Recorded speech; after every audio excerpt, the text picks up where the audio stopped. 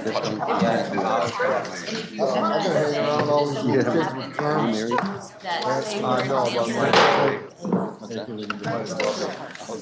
the Senate please come to order?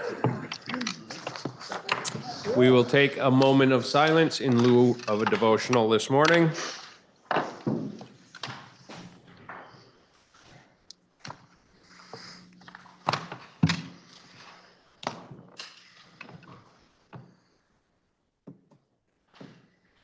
Thank you. Would you please join me in the Pledge of Allegiance? I pledge allegiance to the flag of the United States of America and to the republic for which it stands, one nation, under God, indivisible, with liberty and justice for all. Are there any announcements? We have S-131. Okay, I don't have a screen.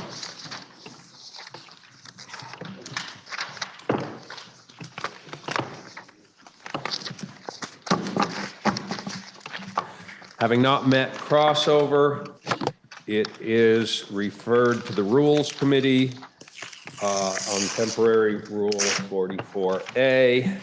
We now have H488 and under Senate rules. That one goes to rules as well. Oh, yes, sorry. Under Senate rules, it is referred to the Committee on Finance.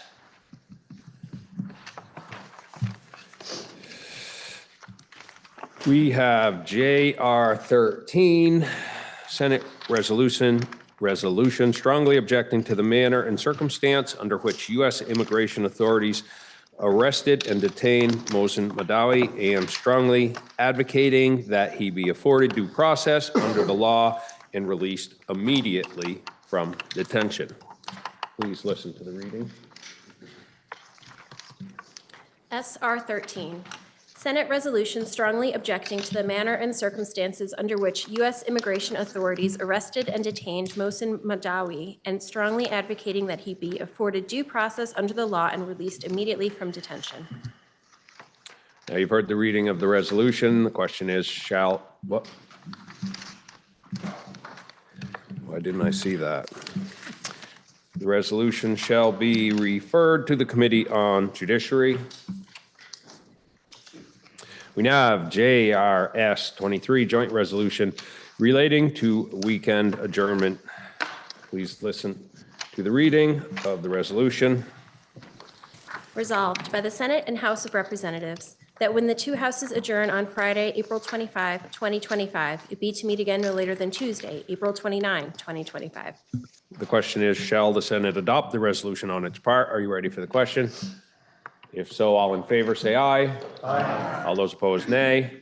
The ayes have it, and we have adopted JRS 23. Orders of the day.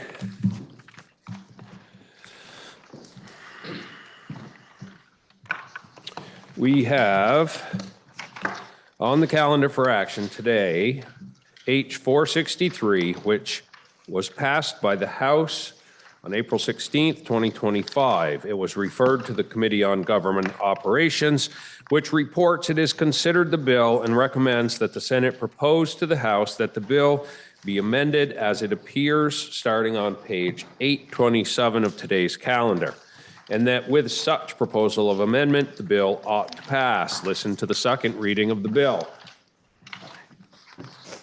H463, an act relating to technical corrections for the 2025 legislative session. I recognize the senator from Windsor District, Senator Clarkson, for the report of the Committee on Government Operations. Thank you, Mr. President. In the State House, there's no better spectacle than the session on corrections technical. The vicious infighting is wildly exciting, and the drama is simply delectable.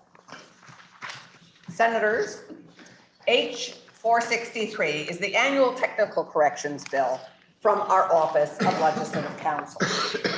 As a reminder, this is a huge task our Legislative Council undertakes every year. Every year, the publisher of the Vermont Statutes Annotated preprints several of the titles. So over the course of each session, each of our Leg Council lawyers compiles a list of statutory corrections which need to be made. This year, Legislative Council focused on Title 3, the executive, Title 21, Internal Security and Public Safety, and Title 23, Motor Vehicle. These are volumes which will be replaced later this year, so it's important to update them and correct them before they are printed. H463 makes a lot of changes of a technical nature. It's a big bill, but appropriates no money.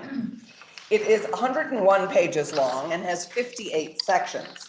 The section-by-section summary alone is 8 pages. You'll be happy to know that if we pass this bill, there will be many fewer forthwiths, fewer gendered pronouns, and, of course, less legalese.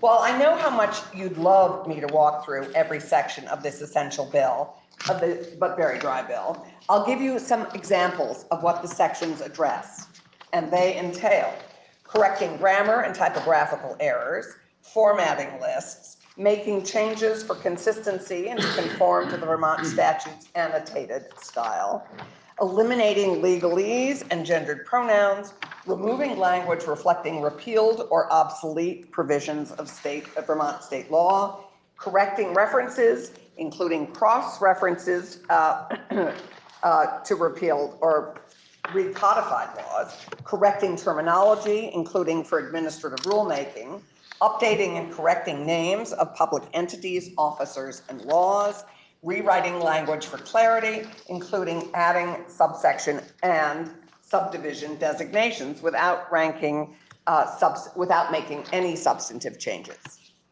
Many Legislative Council attorneys, past and present, work together on this bill, including, and it's not the longest technical corrections bill by page number. That honor went to the 2024 bill, which was 455 pages long and had 480 sections. The most sections trophy went to the 2022 bill, which had over 600 sections. We always ask our attorney, and this year it was Ben Novogrovsky, which was their most favorite section and which was their most favorite correction in this year. And Ben was prepared. He had 2. One was the trickiest and one was his favorite. The trickiest technical correction for Ben was in section 7, which is where you'll also see our amendment, our very modest amendment. The technical correction to 3 VSA 205 and how to phrase commissioner and officer without being too cumbersome. This portion reads as follows. The duties of office. Each commissioner of a department and each officer specified in this chapter, except the members of the board specified in this chapter, shall devote the commissioners or officer's entire time to the duties of the office. My favorite technical correction, he says, is actually what I would consider the most notable and important. Sections 51 and 53 and 54 rename the Comprehensive Annual Financial Report, or CAFR, to Annual Comprehensive Financial Report, or ACFR. This eliminates an offensive South African term from our Title 32 statutes. In celebration of this dry but essential task, your Senate Government Operations Committee has adopted a tradition honoring the tremendous work with writing haikus to salute the inspired and tenacious work which has gone into this annual exercise. So here are a few haikus. Updates for Green Books, 1 Legislative Council, this year, 3 titles. Gendered language out. Let's update our statutes now, section by section. And last, words are important. Grammar is key. Make it right. Our Leg Council rocks. As Jen Carby, one of our contributing counselors who oversaw this work for several years, has said, it's very satisfying to turn impenetrable legalese into something more concrete that readers can understand. I think that's a great quote. And we who use the Green Books are so grateful to the Legislative Council for this detailed and time-consuming work, which keeps our statutes more accessible and understandable. Thank you, Leg Council. Your Senate Government Operations Committee heard from one witness, our own Legislative Counsel, Ben Novogrovsky, and we passed the bill out on a 5-0 vote, and we ask for your support. Thank you.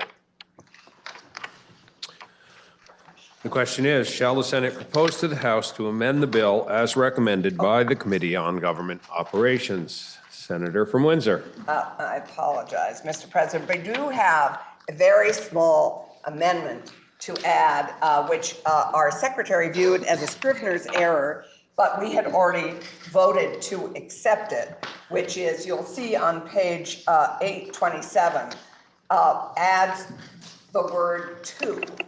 Doesn't even qualify as a Scrabble word, but it follows in section 7, it follows the word pertaining, and it needs to be pertaining to something. So we have added the word pertaining. So I would ask if we could to include that in our amended vote. Thank you.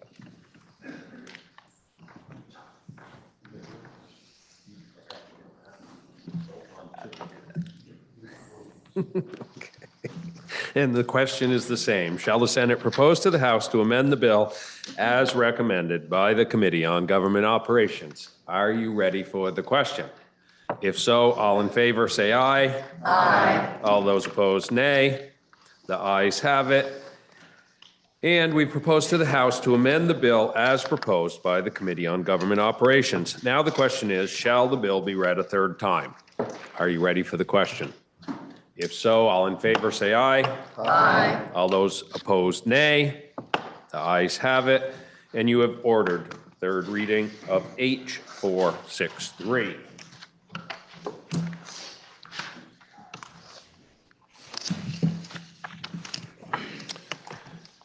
We now have H.398, an act relating to the Vermont Economic Development Authority.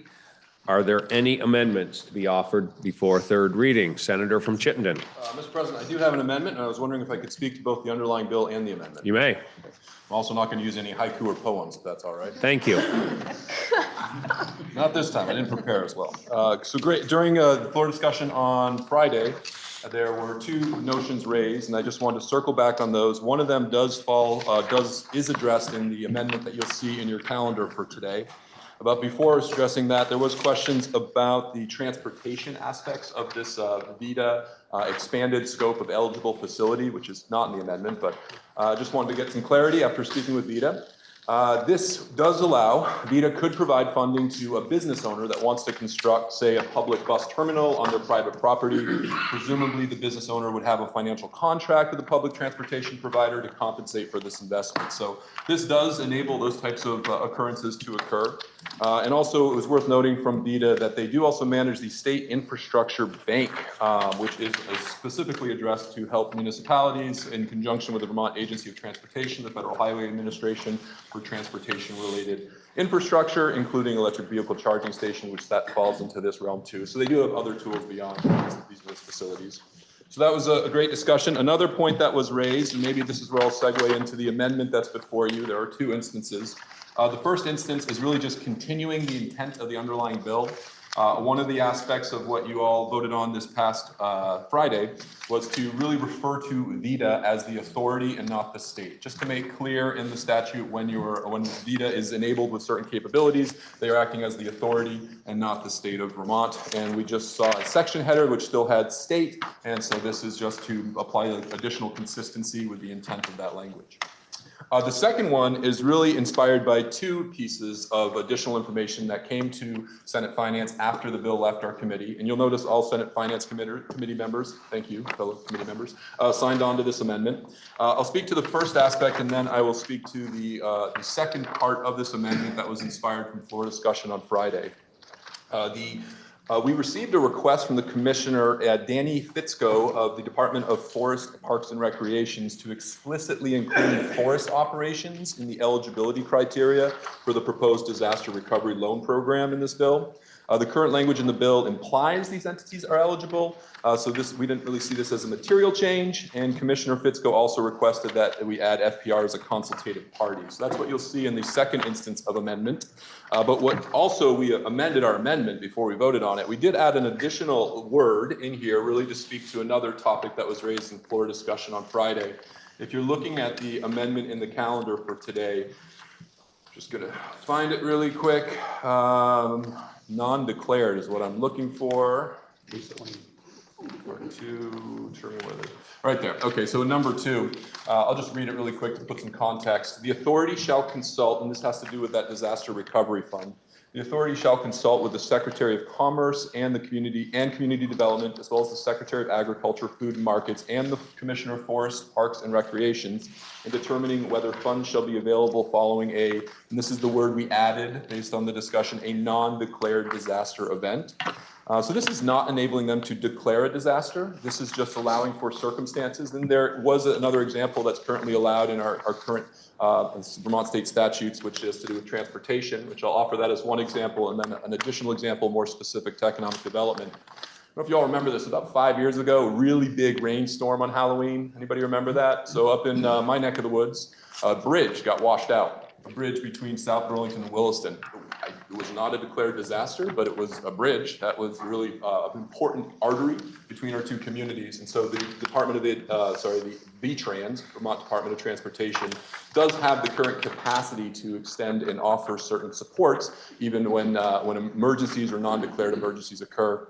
Similarly, more specific to this, an example in the follow-up conversation was, for example, if an avian bird flu came through and wiped out a turkey population of a farmer or so on, that might not necessarily rise to a formal disaster declaration, but it could be deemed as something that is worthy of accessing this disaster loan recovery, this revolving loan fund. So that's what this is here, but also note the language in the event that a disaster has been declared at either the state or federal level, the consultations aren't required, but should there not be one declared, it is calling for those agencies to consult with the relevant heads. So we hope that speaks to some of the floor discussion. Happy to take any comments, of course, on this amendment, and thank you very much, Mr. President. The question is, shall the bill, Senator from Chittenden? I wanted to thank the senator and the committee. I think this language looks very tight now, and glad to have the historical examples as well. Thank you. No haikus. No haikus. The question is, shall the bill pass in concurrence with the... Okay. The question is, shall the bill be amended as offered by the senator from Chittenden? Are you ready for the question? If so, all in favor say aye. Aye. All opposed, nay.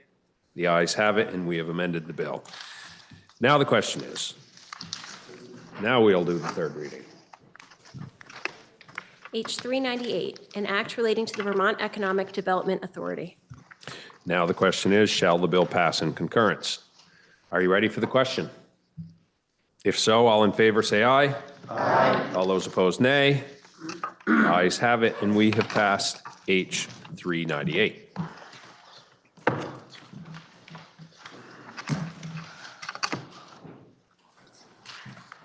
Okay, we're passing over H 17. That moves us on to H 21. We have on the calendar for action H 21. Introduced on January 9th, 2025. It was referred to the Committee on Judiciary, which reports it has considered the bill and recommends that it ought to pass in concurrence. Listen to the second reading of the bill.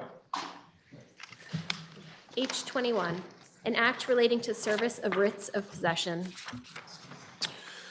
I recognize the senator from Franklin, Senator Norris, for the Committee on Judiciary. Thank you, Mr. President.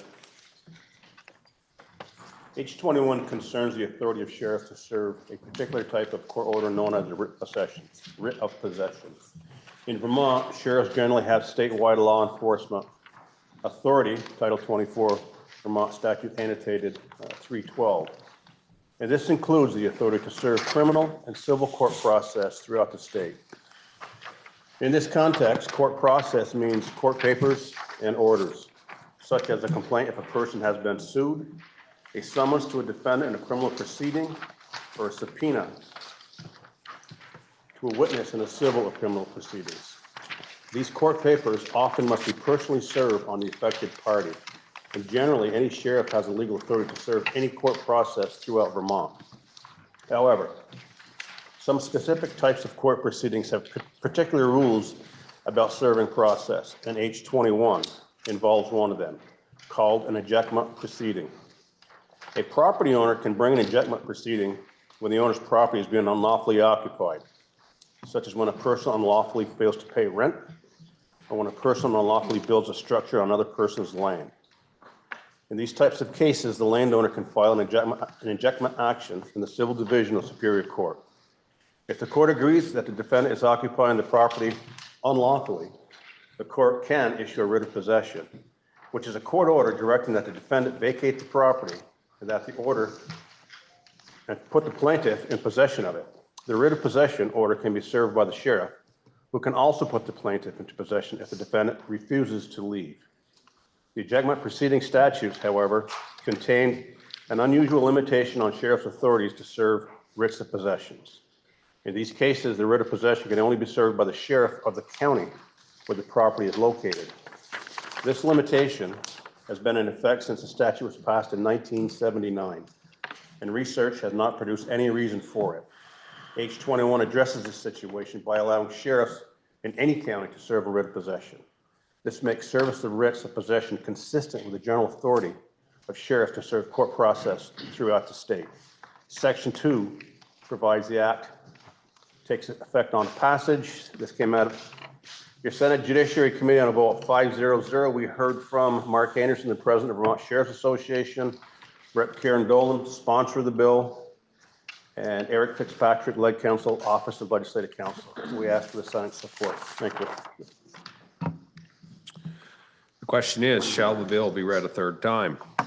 Are you ready for the question? If so, all in favor, say aye. Aye. All opposed, nay.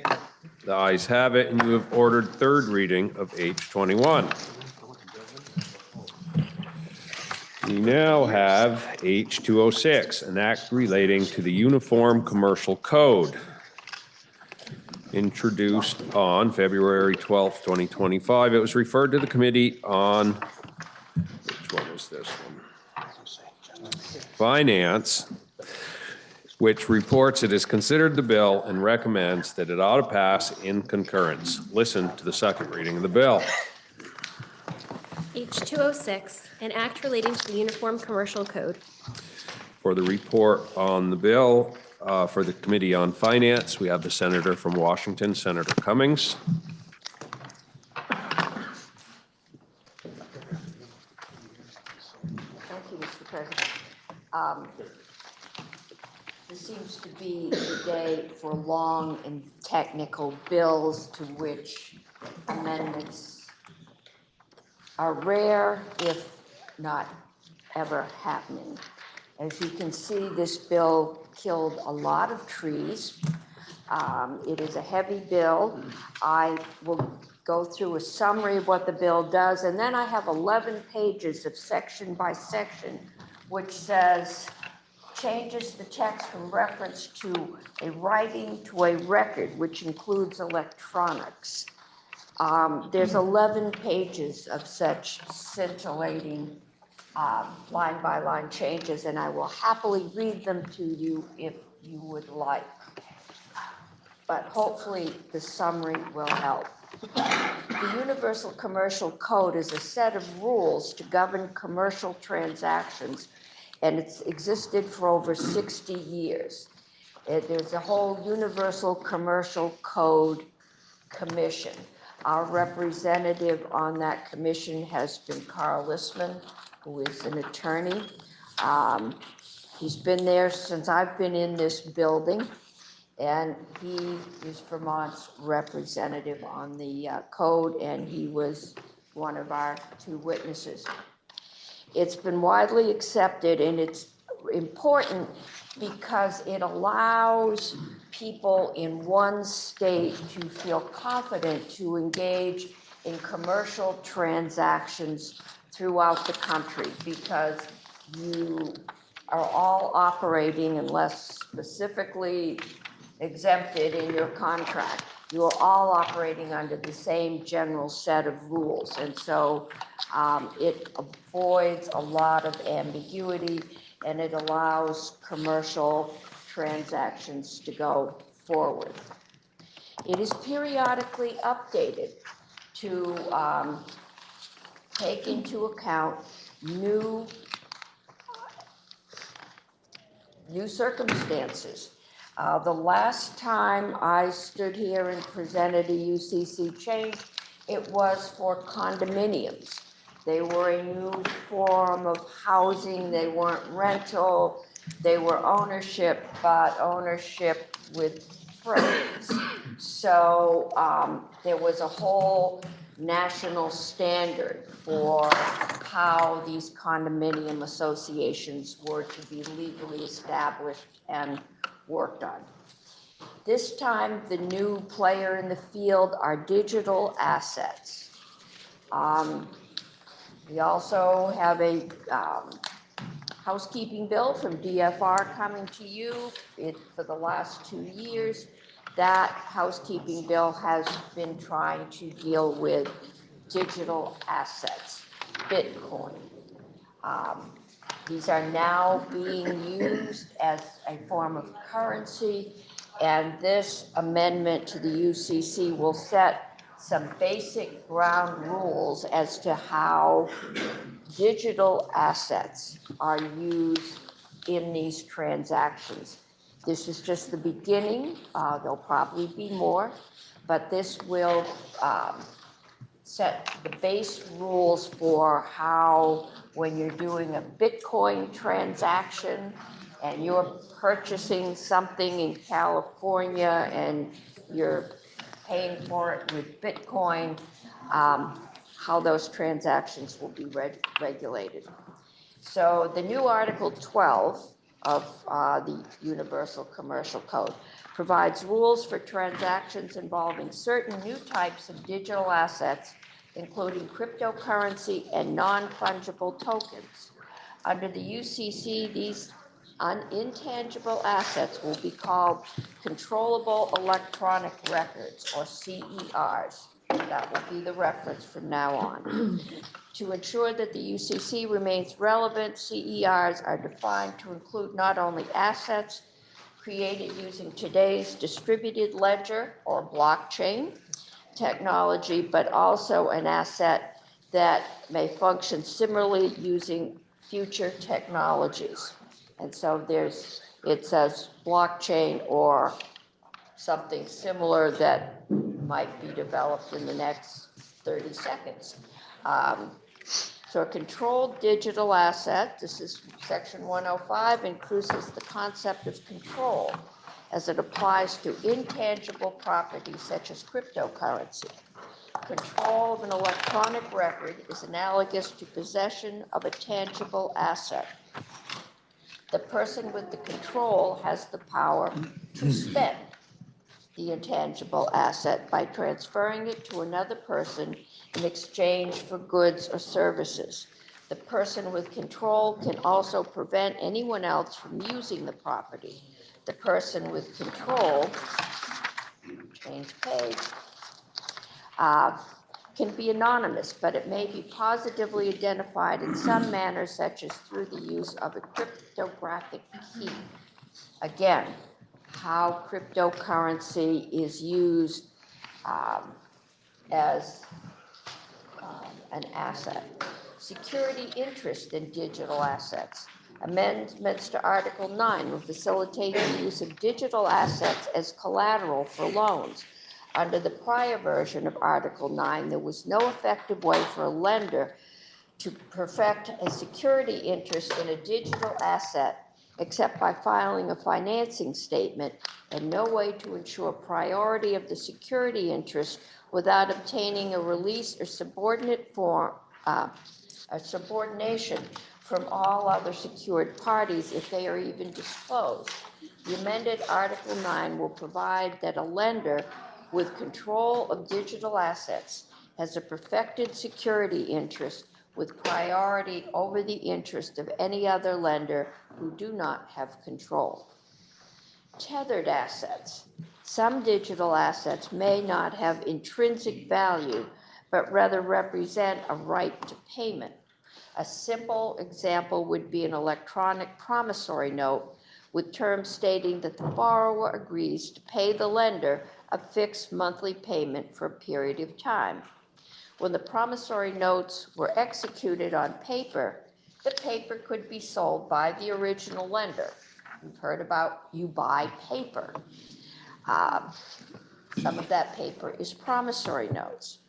The right to payment was tethered to the paper. So when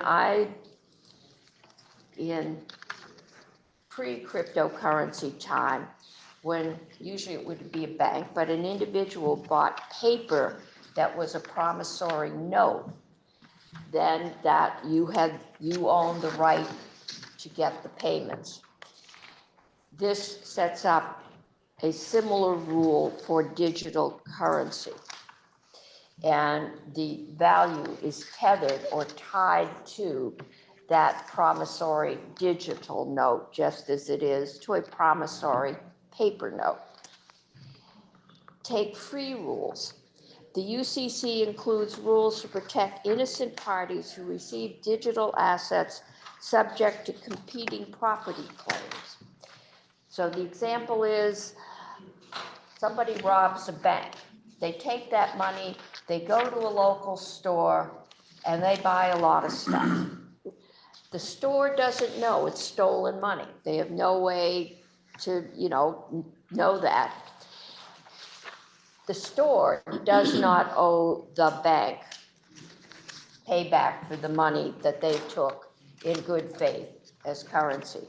This sets up the same provisions to protect innocent parties with cryptocurrency. All right, governing law, because digital assets have no physical location. They are in the ether somewhere. Conflict of laws questions may arise. The UCC amendment will allow the parties to a transaction involve digital assets to choose the law that applies to their transaction for commercial law purposes and incorporate the choice into the CER, the digital asset, or the system in which the CER is recorded. If the parties do not choose a governing law in the CER or system, the law of the District of Columbia will apply. Next are tangible and electronic money. Money is defined under the UCC as a medium of exchange authorized by a domestic or foreign government and was presumed under existing UCC laws to be money, something tangible that we, at least those of us of a certain age, think of as money. It's usually paper or a coin, but it is tangible. Several countries have now, or national banks, are now using Bitcoin as money and recognizing it. So this would allow amendment to the UCC Article 9 provides that a security interest in an electronic money that is virtual currency created by a foreign government central bank, like a security interest in a CER, can only be perfected through control. You have to own it under the definition we did earlier in control. Chattel paper. Chattel paper is defined under former Article 9 as a record containing both a monetary obligation and a security interest. That is a document in an automobile loan. The bank has an interest in that automobile until such time as you pay off your loan, and they may repossess.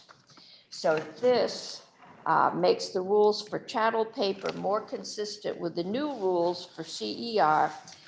Similarly, the rule governing control of electronic chattel paper is amended for consistency with the rule governing control of CERs.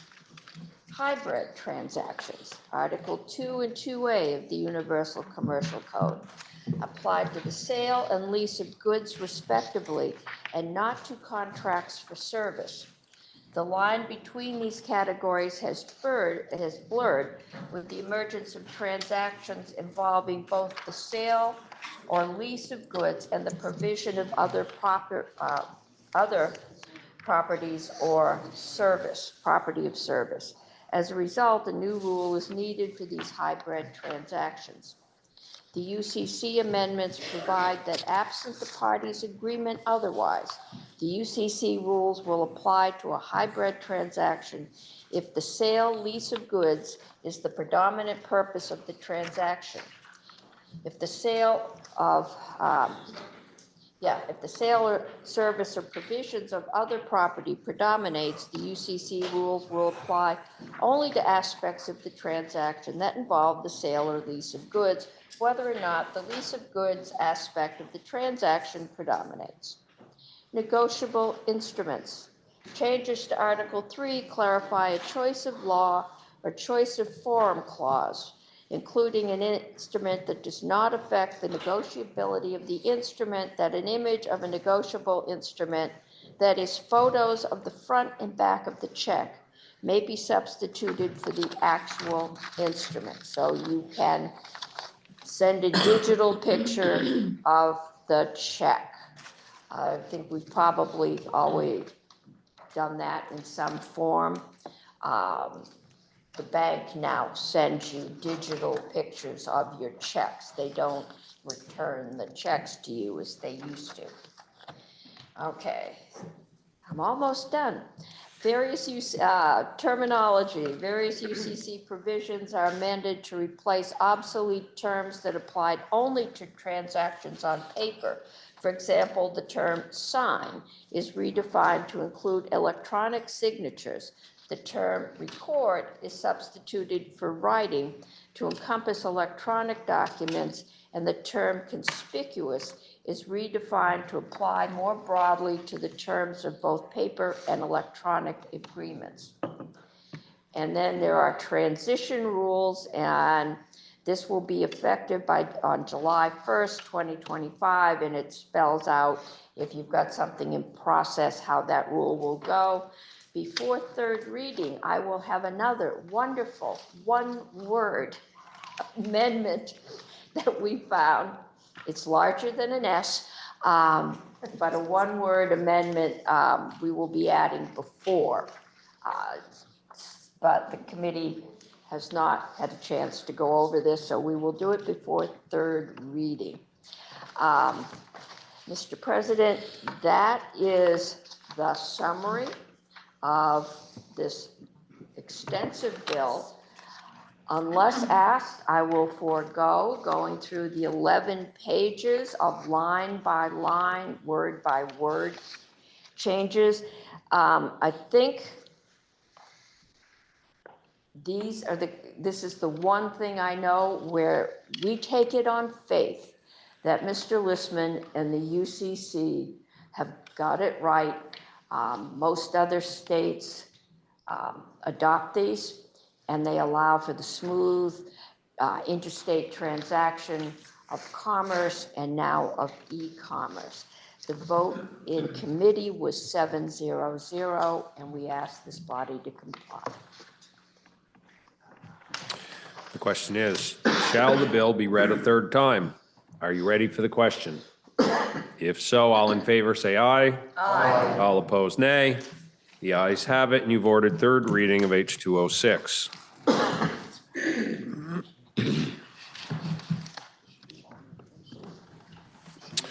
We now have on the calendar for action H13, which was passed by the House February 19th, 2025. It was referred to the Committee on Health and Welfare, which reports it has considered the bill and recommends that the Senate propose to the House that the bill be amended as it appears starting on page 828 of today's calendar, and that with such proposal of amendment, the bill ought to pass. Affecting the appropriations of the state, the bill was referred to the Committee on Appropriations, which recommends that the bill ought to pass in concurrence with the proposal of amendment as offered by the Committee on Health and Welfare.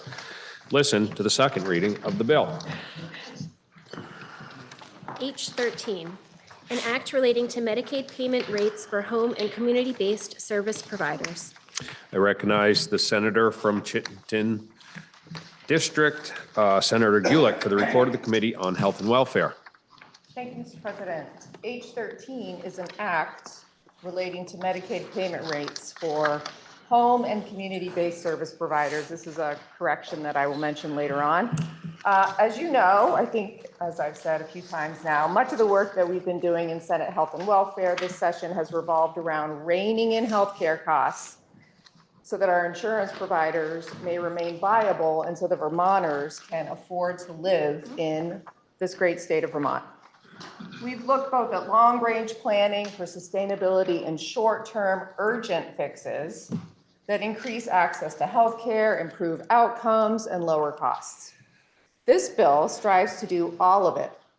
By focusing on community-based providers, we keep care local and accessible.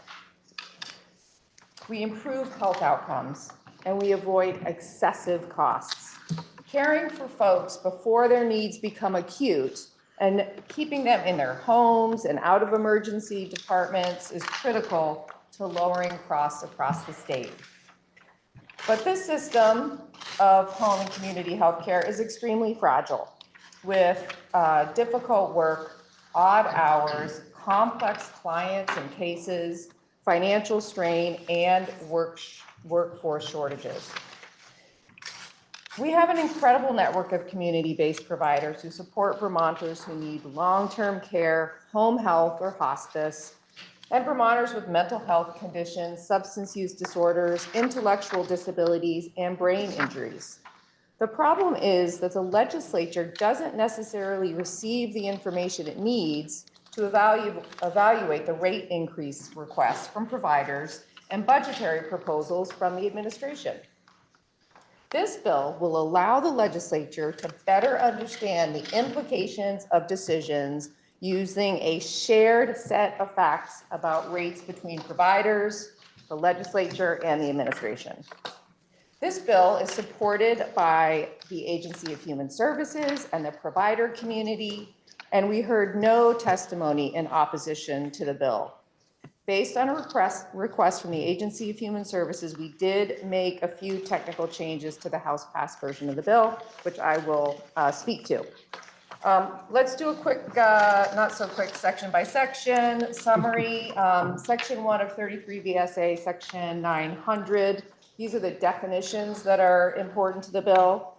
We're going to add a new definition to the chapter on healthcare facility rate setting for community-based services, which means the following service provided under Vermont's Medicaid program. So when you're thinking about community-based providers, long-term services and supports provided to older adults and adults with disabilities in home or community settings other than a nursing home, and include enhanced residential services. And I'm thinking about something like Cathedral Square.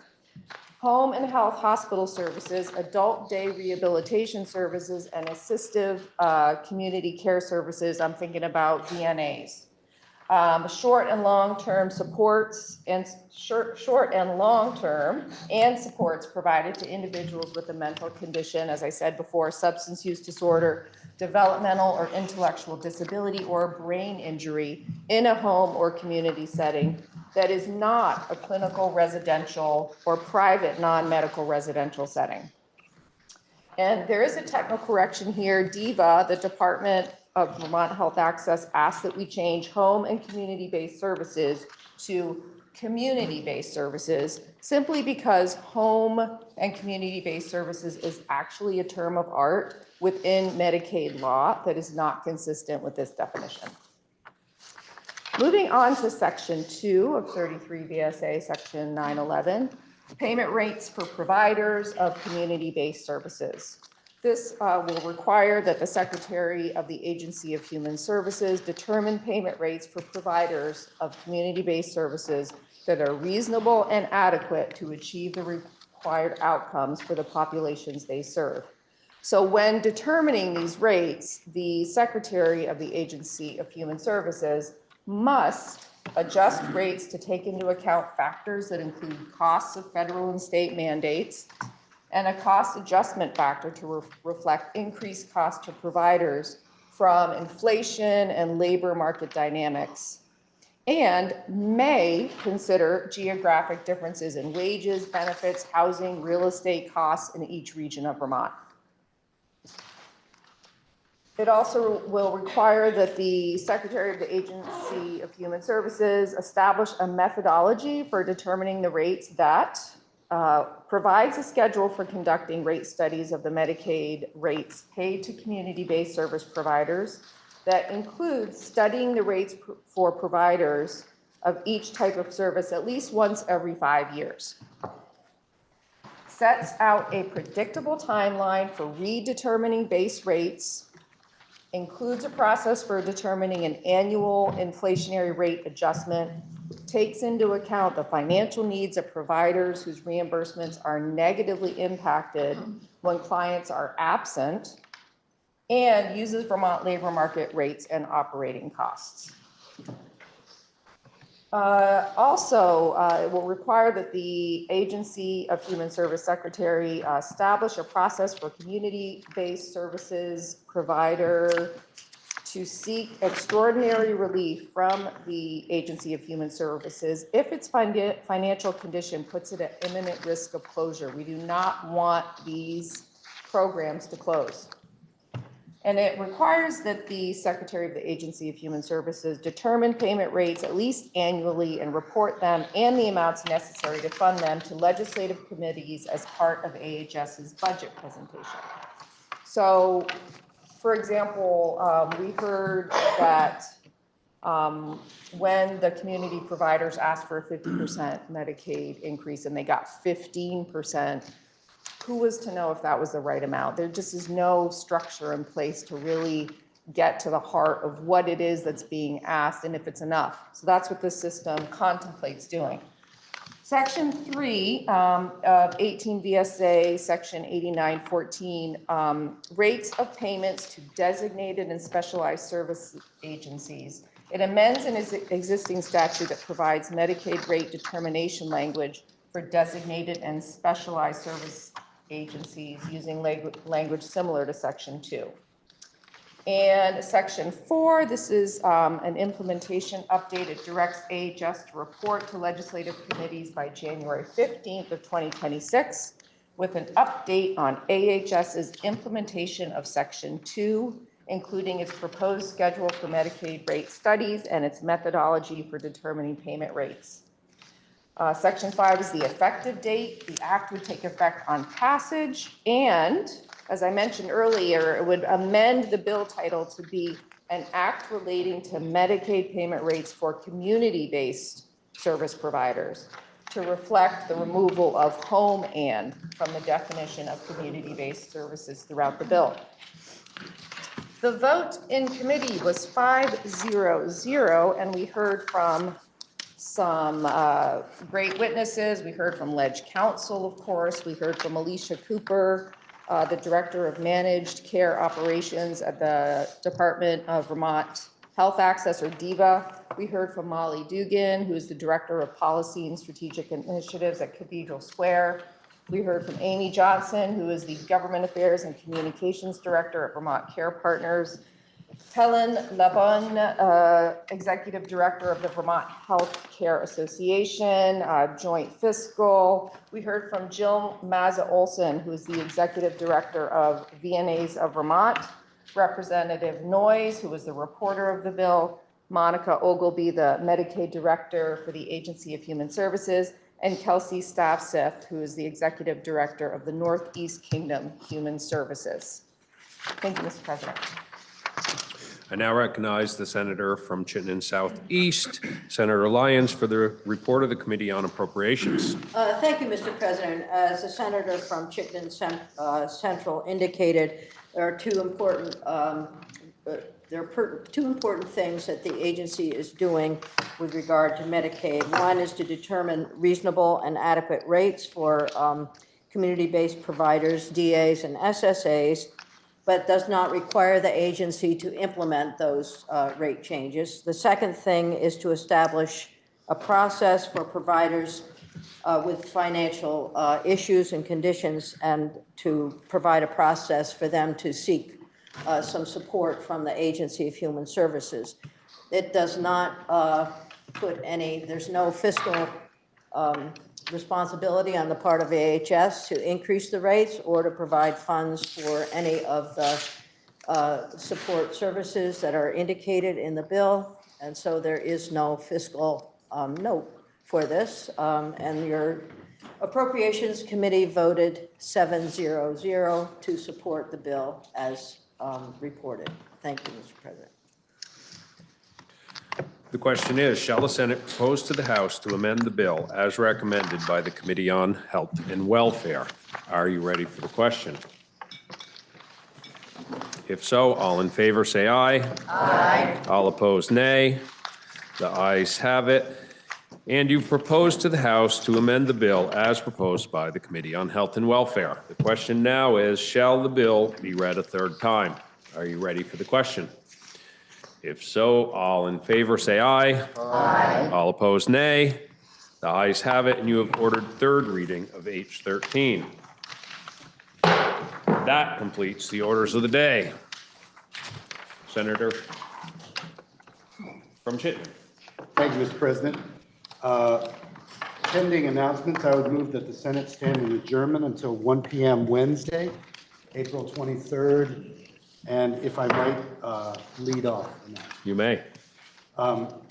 There will be a short Rules Committee hearing, very short, following the floor. But if I could ask all members of the Rules Committee to be there. Thank you. Senator from Madison. Thank you, Mr. President. I rise on a point of personal privilege. Recently, Vermont has become a focal point for disturbing actions against international students. This includes ICE using Vermont as a stopping point for the imprisonment of a Tufts University student, Ramesa Ozturk, the cancellation of a humanitarian parole program affecting 2 students at CVU, the arrest of Vermont resident and Columbia University student Mohsen Madawi, and the unjustified visa revocation of a Middlebury College student. Over the past few weeks, an estimated 1,500 students from 250 colleges nationwide have had their visas revoked, mostly without notice or reason. What does this inhumane treatment of international students tell us about the value the U.S. government puts on positive relations with foreign countries, on the lives of young people, on the education in the United States? The United States has long been a destination for international college students and a popular place for high school exchange students. And while here, these students make lasting friendships and contribute deeply to their schools and communities. Some, like Mohsen Madawi, stay here with a dream of becoming citizens. There are about 35,000 college students in our state, most of them from places outside of Vermont. Among my constituents are 2,500 students at Middlebury College, which bills itself as having, quote, one of the most immersive and globally engaged experiences in higher education, unquote, with hundreds of international students studying and dozens of international professors teaching on campus throughout the year. My district, our state, and our country have long been welcoming and encouraging to international students and professors. Yet now the Trump administration, with reckless and inhumane abandon, is severing the rights of international students and entrapping and imprisoning young people without cause or care. For the past 20 years, my family has been a local host family for Middlebury College international students, providing them with a welcoming place to call home while they're at college. These students have become like family to us, and we still keep in touch with each of them. My family also spent a year living in Göttingen, Germany, where my husband earned a fellowship that brought together scholars from around the world. It was part of a decades-long program to repair the bonds between German universities and academics around the world after World War II and the horrors of fascism. Now, my 2 daughters are studying and volunteering abroad, so I know what it's like to send your child far away. I am sure the parents of international students studying here in the US are fearing for the safety of their children in a way they have never done before. We cannot turn our backs on students from other countries who come to Vermont to live and learn. After my time in a German university town, I know that among the first people the Nazis detained and evicted were students and professors. They drained universities and scarred institutions and academics with false accusations. That is exactly what we are seeing now in America. The dozens of international faculty members who are permanent residents in my district fear they are next. We in Vermont cannot stand quietly and let national leaders repeat fascist history. We must speak up and act to protect the rights and safety of international students and professors in our towns and on our campuses. Thank you, Mr. President. Are there any further announcements? Senator from Washington. Thank you, Mr. President. 2 things. 1, I move that the comments from the senator from Addison be journalized. Senator, there is a motion on the floor, and we cannot have 2 motions on the floor at the same time. If I might withdraw. my Senator motion, from Chittenden, Mr. President. you may withdraw your motion. Now your motion would be appropriate. Okay, thank you, Mr. President. I move that the comments from the senator from Addison be journalized. And 2, I guess this is in this space of announcements, I suppose, but Senate Natural Resources and Energy will meet at 10:30. Senator from Washington has moved that the senator from Addison's remarks be journalized. Are you ready for the question? If so, all in favor say aye. Aye. All opposed, nay. The ayes have it, and you have moved to journalize the remarks of the senator from Addison. Are there any further announcements? Senator from Windham. Senate Judiciary will meet 5 minutes after the call of the gavel. Senator from Lamoille. Transportation will meet at 10:45. Senator from Chittenden. Senate Health and Welfare will meet at 10:40. Senator from Windsor. Senate Economic Development, Housing and General Affairs will meet in 5 minutes. Thank you, after the fall of the gavel. Senator from Rutland. Government operations will meet at 1:30. Senator from Windsor. There will be a press conference today at 11:30 on behalf of Mosen and those concerned with the situation. We invite any senators who would like to be present and to stand in solidarity with us to join at 11:30 in the Cedar Creek room. Are there any further announcements? Senator from Washington. Thank you, Mr. President. Senate Finance will meet at 1:30. Are there any further announcements? Senator from Chittenden. Thank you, Mr. President. I think it would be remiss if we didn't remind ourselves that today is a celebration of Earth Day, and that we all think very carefully about our own personal footprint on the earth, and also how we can help improve that footprint for ourselves and others. Thank you, Mr. President. Senator from Chittenden. If there are no further announcements, I would move that the Senate adjourn until 1 p.m. Wednesday, April 23rd, with just that reminder about the Rules Committee meeting. Are you ready for the question? The senator from Chittenden Central has moved that we stand in adjournment until 1 p.m. Wednesday, April 23, 2025. Are you ready for the question? If so, all in favor say aye. Aye. All opposed, nay. The ayes have it, and we'll stand in adjournment until 1 p.m. Wednesday, April 23, 2025.